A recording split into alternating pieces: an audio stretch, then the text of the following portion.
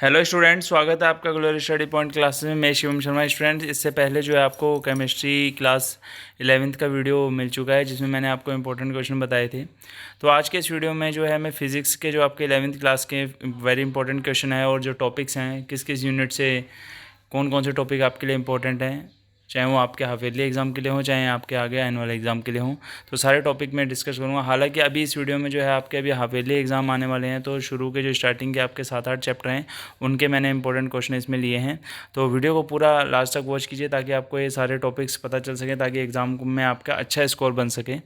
ठीक है, जो बच्चे इन सभी क्वेश्चनों को अच्छे से रीड कर लेंगे तो डेफिनेटली श्योर होकर मैं कह सकता हूँ कि वो काफ़ी अच्छा स्कोर अपना कर लेंगे। तो आइए वीडियो को स्टार्ट करते हैं। चैनल पे नए हैं तो चैनल को सब्सक्राइब जरूर कर लें और बेल आइकन को प्रेस कर लें ताकि आपको इसी तरीके का अपडेट मिलता रहे और इंपॉर्टेंट क्वेश्चन आपको पता चलते रहें।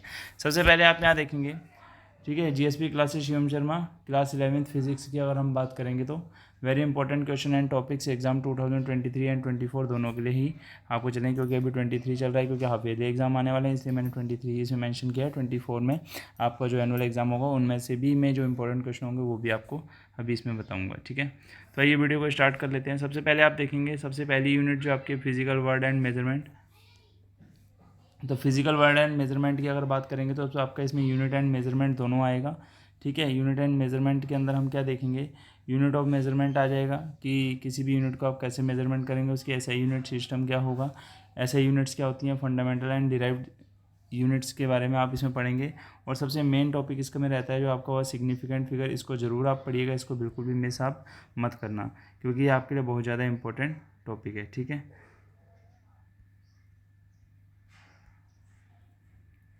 आगे देखेंगे आप इसमें जो डायमेंशन फाइंड करें, डायमेंशन ऑफ फिजिकल क्वांटिटी, इसको आप फाइंड करना चाहिए। Dimension analysis and its application, मैंने इसमें वही क्वेश्चन डाले हैं जो आपको पढ़ने ही पढ़ने हैं।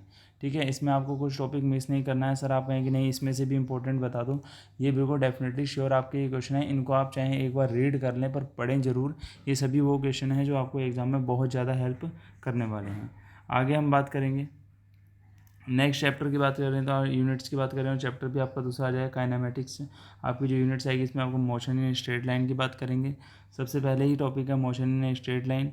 फिर इसमें elementary concept of differentiation and integration, जिसके अंदर आप क्या करते हैं, जो मोशन की जो इक्वेशंस हैं फर्स्ट सेकंड थर्ड, उनको आप जो है क्या करते हैं, कैलकुलस मेथड से ड्राइव करते हैं और ग्राफिकल मेथड से उनका रिप्रेजेंटेशन देते हैं, उसके बारे में आप बात करेंगे। ठीक है, इसमें आपका यूनिफॉर्म मोशन आ जाएगा, नॉन यूनिफॉर्म मोशन आ जाएगा, इंस्टेंटेनियस स्पीड वेलोसिटी आ जाएगी। ठीक है, और एक्सीलरेशन ऑफ मोशन आ जाएगा यूनिफॉर्म।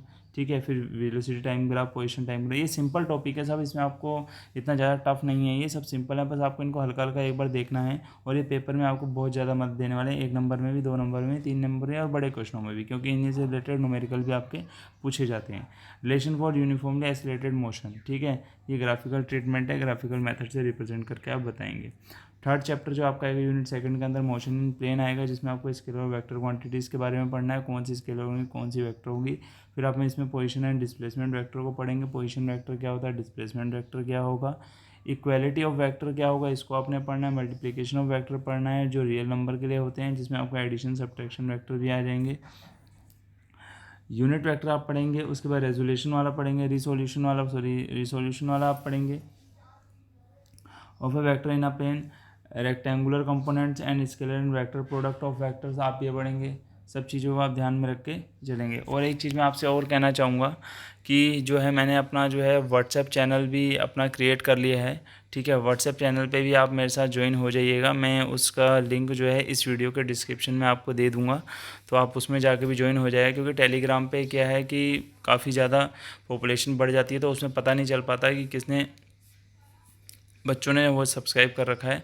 तो आप एक काम कीजिएगा, आप इस वाले व्हाट्सएप चैनल को सब्सक्राइब कर लीजिएगा, ताकि आपको ये पीडीएफ की फॉर्म में मैं उसमें भी प्रोवाइड करवा दूंगा और कई इंपॉर्टेंट टॉपिक आपको उसमें सेंड कर दूंगा। ठीक है, तो आगे देखिएगा, मोशन इन प्लेन आपने ज़रूर पढ़ना है, cases of uniform velocity and in uniform acceleration, projectile motion को बिल्कुल आप पढ़िएगा, बहुत इंपॉर्टेंट टॉपिक है ये। ठीक है, आगे देखिए लॉज ऑफ मोशन की अगर हम बात करें तो लॉज ऑफ मोशन में concept of force of inertia के बारे में पढ़ेंगे।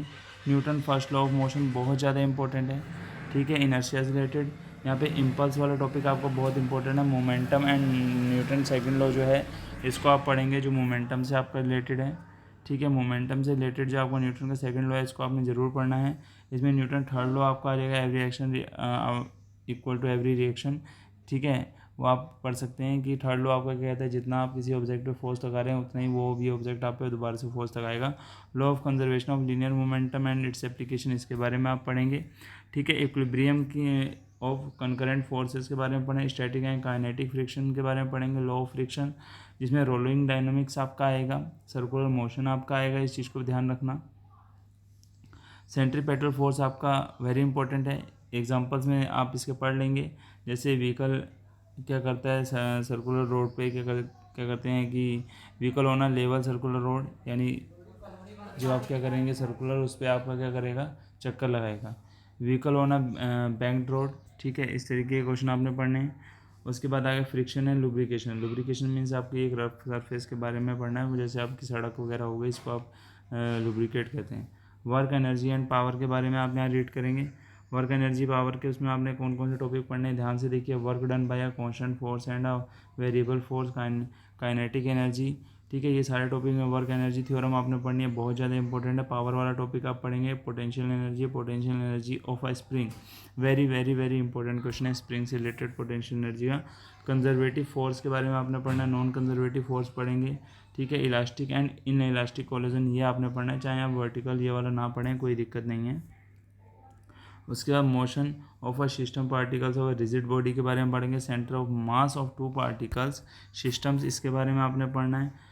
Momentum conservation and centre of mass of motion ये आपने पढ़ना है। Centre of mass of a rigid body, centre mass of a uniform road, moment of force, torque, angular momentum, law of conservation of angular momentum, its application. ये सब topic देखो मैंने ज़्यादा topic नहीं दिए हैं, मेन टॉपिक जो है वही मैं आपको बता रहा हूँ, इसको आपको पढ़ना जरूरी है। ये चैप्टर काफ़ी इंपॉर्टेंट है। इक्विलिब्रियम की कंडीशन रिजिड बॉडी के लिए आपको पढ़नी है। रोटेशनल मोशन क्या होता है इसके बारे में आपको पढ़ना है, ठीक है। उसके बाद मोमेंटम ऑफ इनर्शिया आप पढ़ेंगे, ठीक है। और उसके बाद आप यहाँ पे ज्योमेट्रिकल ऑब्जेक्ट, नो डेरिवेशन, इसमें कोई डेरिवेशन नहीं आएगा, इतना नॉर्मली आपको इनको पढ़ना है। उसके बाद आपका 7 चैप्टर आता है ग्रेविटेशन। ग्रेविटेशन में केपलर के सारे लॉ आप पढ़ लीजिएगा। यूनिवर्सल लॉ ऑफ ग्रेविटेशन क्या होता है, एसेशन ड्यू टू ग्रेविटी, ये डेप्थ वाला जो है हाई और डाउन एंड अप वाला जो रहता है उस वाले को आप ज़रूर पढ़ेंगे, ठीक है। उसके बाद ग्रेविटेशन जीपीई को आप ज़रूर पढ़ेंगे, gravitational potential orbital velocity of satellite, इसको आप ज़रूर पढ़ लीजिएगा, ठीक है। बल्क मिनिस्टर वाला अगर हम बात करें, प्रॉपर्टी ऑफ बल्क मैटर की, ठीक है। इसमें देखेंगे आप, इसमें आपको इलास्टिसिटी पढ़ना है, स्ट्रेस एंड स्ट्रेन के बीच में relationship, Hooke's law, young modulus और बल्क मॉडुलस को आपको ज़रूर पढ़ना है। काफ़ी इंपॉर्टेंट टॉपिक है। शेयर मॉडुलस ऑफ रिजिडिटी, खाली इसका क्वालिटेटिव आइडियाज़ देना है आपको, उससे ज़्यादा और कुछ नहीं। आपको कोई पॉइजन रेशो जो है और इलास्टिक एनर्जी ये आप पढ़ लेंगे, तो इतना आपका अगर आप पढ़ लेते हैं तो हाफ ईयरली एग्जाम में आपको बहुत ज़्यादा अच्छा स्कोर बन जाएगा। ये ज़्यादा से ज़्यादा 35 से 40 क्वेश्चन आपके होंगे, 30 to 35 क्वेश्चन, और 30 क्वेश्चन आपके एग्जाम में आते भी हैं। और यही समझिए कि यही आपके मेन इंपॉर्टेंट क्वेश्चन है, इन्हीं में से आपके एक नंबर के क्वेश्चन भी बनेंगे। तो आज के इस वीडियो में इतना ही है। आज के वीडियो में मैंने आपको जो मेन इंपॉर्टेंट क्वेश्चन है फिजिक्स के सारे कॉन्सेप्ट क्लियर कर दिए हैं। हिंदी और इंग्लिश मीडियम दोनों बच्चे इनको देख सकते हैं। थोड़ा सा ये होगा कि आपको थोड़ा ट्रांसलेट करना पड़ेगा इसको, और हिंदी मीडियम वालों के लिए भी वीडियो मैं जल्दी अपलोड कर दूंगा, कोई दिक्कत वाली बात नहीं है। तो चैनल पे बन रही है, और व्हाट्सएप चैनल को भी आप सब्सक्राइब कर लेंगे, यानी फॉलो उसमें कर लेंगे, ताकि ये PDF आपको उसमें भी मिल जाए। तो मिलते हैं नेक्स्ट वीडियो के साथ, नेक्स्ट अपडेट्स के साथ। Thank you.